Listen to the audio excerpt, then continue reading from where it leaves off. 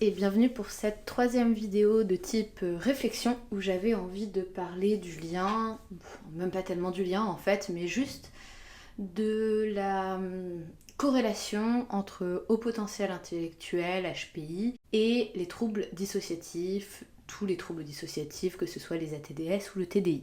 J'ai réfléchi à ça il y a pas longtemps en lisant des papiers. Alors déjà, je voulais remettre un peu les choses dans leur contexte pour ce qui est de moi, de mon cas, de notre cas du coup, du cas de Bulle.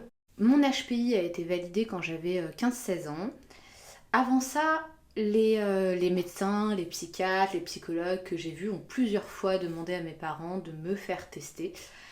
Il y a eu un refus catégorique de leur part jusqu'à mes 15-16 ans du coup parce que après tout j'allais pas encore si mal et parce que je n'entrais pas dans les clichés, dans les codes qu'on a l'habitude de voir pour les personnes au potentiel surdouées comme on disait avant. Terme que je déteste parce que ça signifierait qu'on est plus doué que les autres ou qu'on a plus de compétences que les autres alors qu'en réalité c'est juste une manière de fonctionner différente, une approche des choses différentes du cerveau, mais bref, là je suis déjà en train de m'égarer, ça ne va pas du tout. Du coup, mes parents ont refusé ce diagnostic, enfin ce diagnostic qui n'en est pas un, mais mes parents ont refusé de me faire tester, de me faire des tests de QI quand j'étais enfant, parce que je n'entrais pas dans les clichés.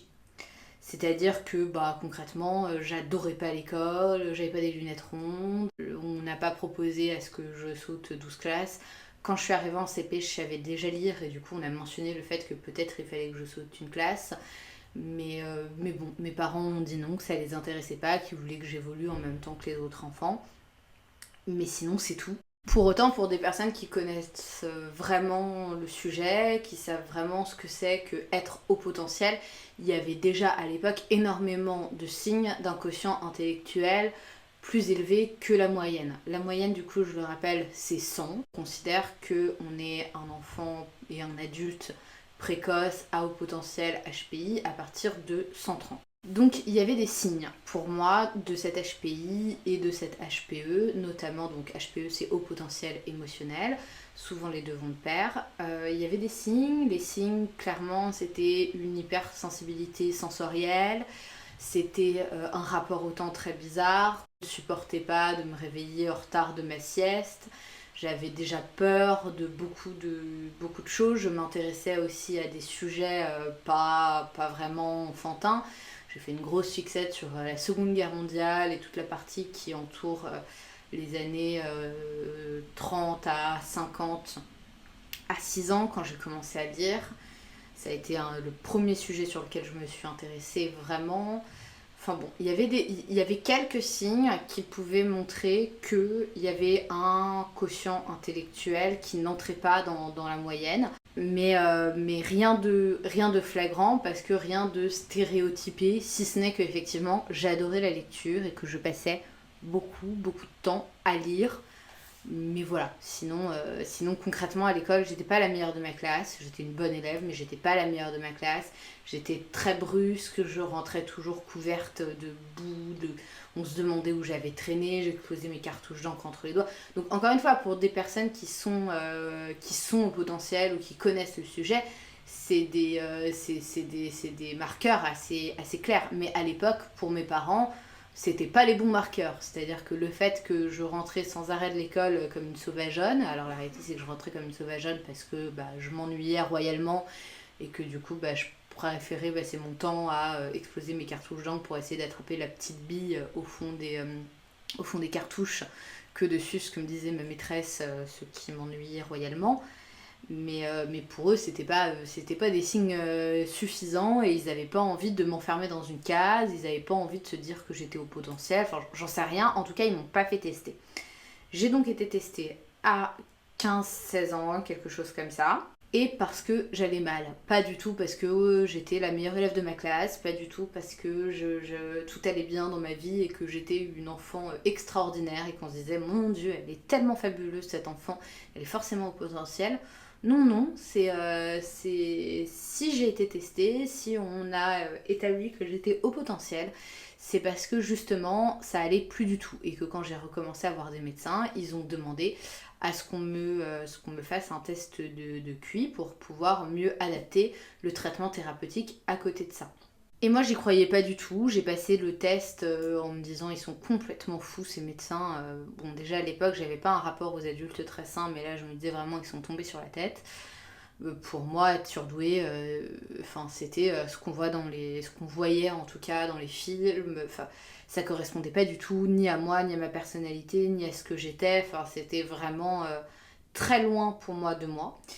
Et j'y croyais absolument pas. C'est seulement quand ma psychiatre, enfin ma psychologue d'abord, m'a fait la différence et m'a expliqué la différence entre intelligence et intellect que j'ai commencé à m'intéresser au sujet. C'est-à-dire que concrètement, moi je partais du postulat en disant je suis complètement timbrée, je ne sais pas fonctionner dans le monde, vous voyez bien que j'ai 1000 soucis, qu'il y a 1000 choses qui ne vont pas autour de moi. Si j'étais plus intelligente que la moyenne, toutes ces choses, j'arriverais à les gérer.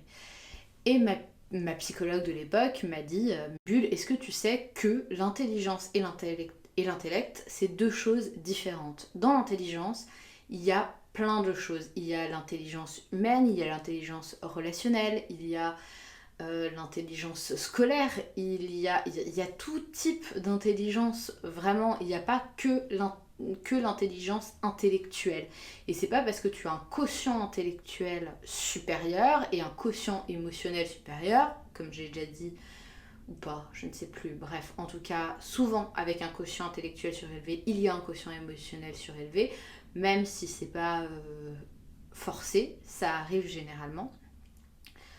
Donc c'est pas parce que tu as ça que tu es plus intelligente et que tu es censée être plus capable que les autres. Même au contraire, parce que ce quotient intellectuel un peu plus élevé ou beaucoup plus élevé pour certains que la moyenne te crée d'autres handicaps, une manière de raisonner différente, une manière de percevoir les choses, de ressentir les choses différentes. Et du coup, tu n'es pas, parce que tu es précoce, parce que tu es HPI, censé mieux gérer les situations. Pas du tout. C'est juste que nous, on a besoin de valider ça pour pouvoir ensuite mieux traiter le reste. Notamment, ce que j'ai compris, c'est qu'en étant du coup HPI, on était souvent HPE et qu'en étant HPE, ça nous rendait beaucoup plus sensibles à l'environnement. Moi, il faut savoir que ma vie, c'est énormément compliqué à l'entrée au collège. J'étais dans un collège absolument pas safe, qui me donnait absolument pas un sentiment de sécurité. Il y avait même des dangers à peu près partout, des dangers imminents pour ma personne, que ce soit ma personne morale ou ma personne physique. J'étais confrontée à des personnes qui vivaient et qui étaient dans une grande précarité. Je parle de précarité financière. Moi, ce n'était pas mon cas du tout. Je ferai peut-être un jour une vidéo pour expliquer comment je me suis retrouvée là-bas. Quoi qu'il en soit, je me suis retrouvée confrontée à un milieu que je ne connaissais pas. Ça a été particulièrement violent pour moi à gérer et je n'étais pas capable de être une élève et de continuer d'apprendre des cours, d'aller à l'école, de faire tout ça, alors que j'avais en face de moi les personnes censées nous protéger, donc l'équipe encadrante, que ce soit les professeurs, les CPE, les pions, enfin les surveillants, tout ça, qui étaient complètement démissionnaires quand ils n'étaient pas clairement des dangers eux-mêmes, et que je voyais des élèves s'enfoncer de plus en plus dans leur mal-être, dans les problèmes, Enfin, c'était pour moi impossible à gérer, la charge émotionnelle que ça me demandait était impossible à gérer et c'est comme ça que j'ai commencé à arrêter d'aller à l'école. Donc à cette époque-là, j'avais 12 ans. C'est aussi le moment où ma boulimie s'est énormément accentuée. Aujourd'hui, avec le recul, je pourrais pas dire si réellement tous les élèves de cet endroit allaient très très mal et si vraiment il y avait ce climat de terreur que j'ai en mémoire aujourd'hui. Ce que je sais, c'est que c'est ce dont je me rappelle, c'est ce qui m'a marqué. Pour faire rapidement la différence entre un élève qui va réussir scolairement et un élève qui est HPI, en sachant qu'on peut être HPI et réussir scolairement, en sachant qu'on peut même être HPI et HPE, même si ça se complique, et réussir scolairement, c'est qu'un élève scolaire, c'est un élève qui aime apprendre les réponses à des questions qu'on lui fait se poser. L'enfant HPI, par définition, il a soif d'apprendre, il a envie de savoir, il a même un besoin de savoir, mais il complexifie énormément tout. C'est-à-dire qu'il a besoin de rentrer dans le détail et de décortiquer, ad vitam aeternam et jusqu'au bout et jusqu'au fond des sujets. Et il a énormément de mal du coup à recracher juste une donnée, un élément. Il va avoir beaucoup de mal à synthétiser. C'est quelque chose de pas facile pour nous, pour les personnes au potentiel, la synthétisation et le fait de rassembler ses pensées et de réussir à répondre à une question, que ce soit scolaire ou pas. Moi, c'est quand on me pose une question, j'ai toujours envie de m'étaler et je peux partir dans des dérivations complètement folles. Ça peut partir très très loin et très très vite dans la tête d'une personne au potentiel parce que les liens, la pensée en arborescence est très forte et on fait des liens entre des choses dont il n'y a pas besoin à l'école et c'est très compliqué, en tout cas pour moi, très compliqué de couper ça. Donc quand on me demandait juste de donner une réponse à une question, bah ça allait pas. Vraiment, je vivais des bugs, c'est-à-dire que j'en oubliais tout ce que je savais. Bon, bien sûr, encore une fois, pour pas dire de bêtises, c'est compatible. On peut tout à fait être un enfant scolaire et être un enfant au potentiel. Et évidemment, très généralement, les enfants qui sautent 3 classes, qui ont leur bac à 16 ans, sont des enfants au potentiel intellectuel. Mais il ne faut pas négliger le tiers d'enfants précoces qui sont déscolarisés, qui vivent une déscolarisation. Parce qu'ils existent aussi et c'est quand même un tiers dans les chiffres.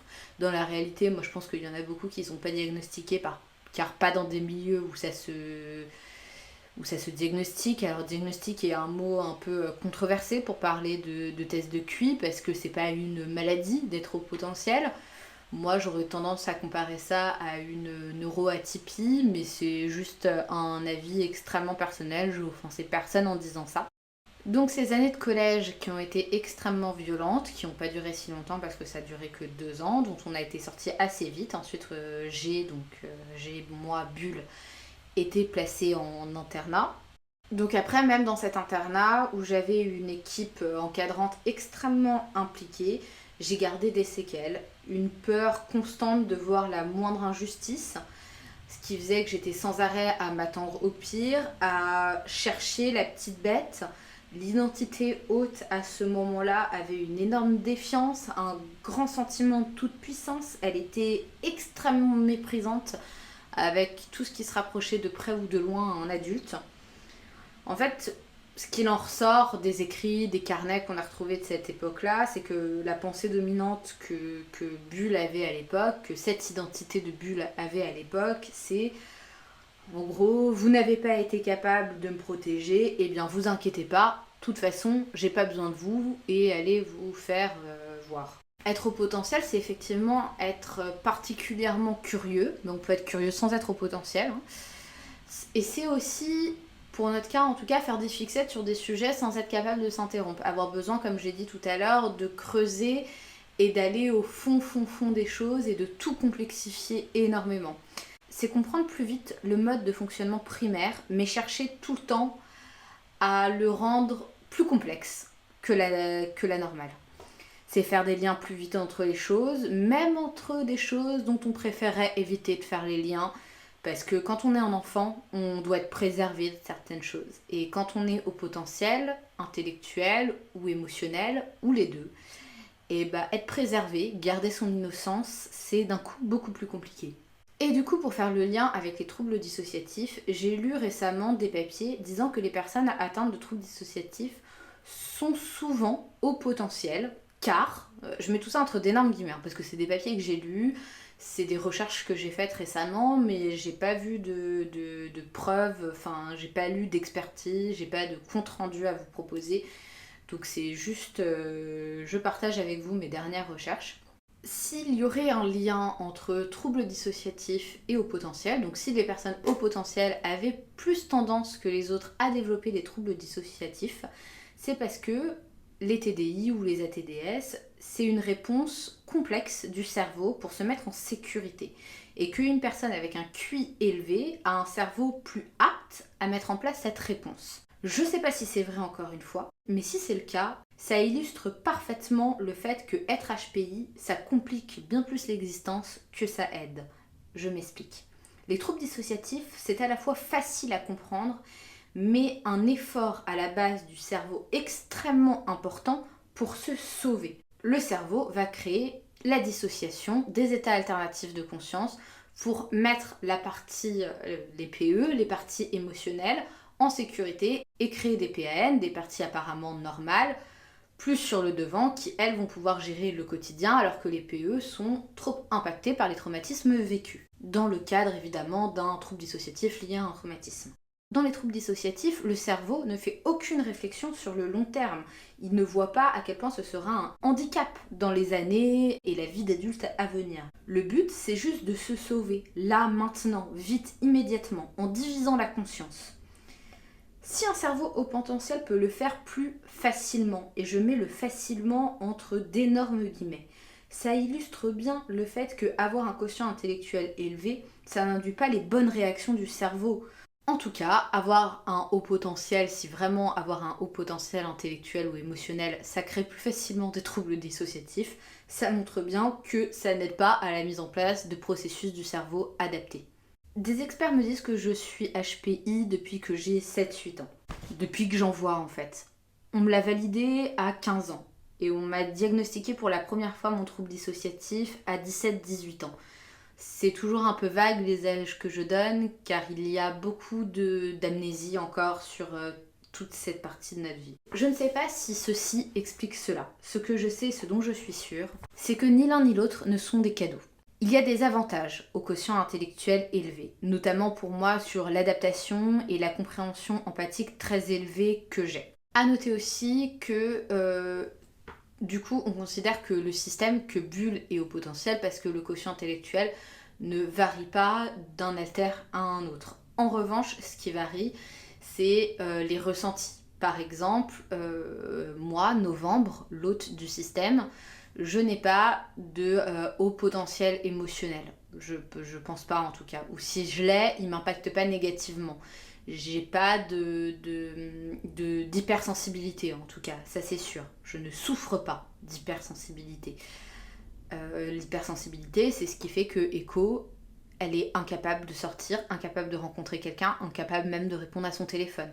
Il y a aussi d'autres choses. Par exemple, pour Rémi, notre altère protectrice, il y a une hypersensibilité sensorielle extrêmement forte. Alors ça, c'est un peu tous les alters qui l'ont, mais je pense qu'en réalité, c'est Rémi qui l'a et qui nous la transfère. C'est-à-dire que l'hypersensibilité sensorielle, ça fait que le moindre contact, la moindre odeur, le moindre bruit assez fort, c'est un très gros trigger pour elle.